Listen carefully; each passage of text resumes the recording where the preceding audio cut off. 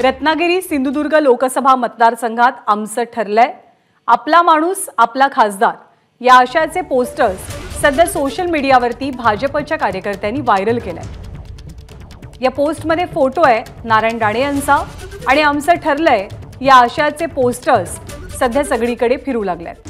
सदाशिव लाड आपल्याला अधिक माहिती देतात। सदाशिव, भाजपकडनं नारायण राणेंच्या उमेदवारीवर एक प्रकारे शिक्कामोर्तब होते अशी चर्चा आहे या सगळ्या मेसेजेस नंतर।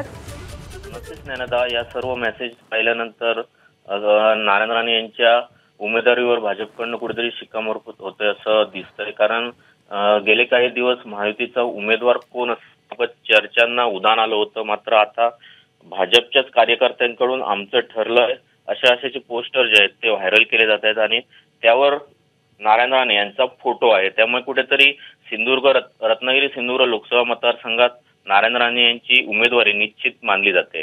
नैनदा, धन्यवाद सदाशिव या माहितीबद्दल। एबीपी माझा, उघडा डोळे बघा नीट।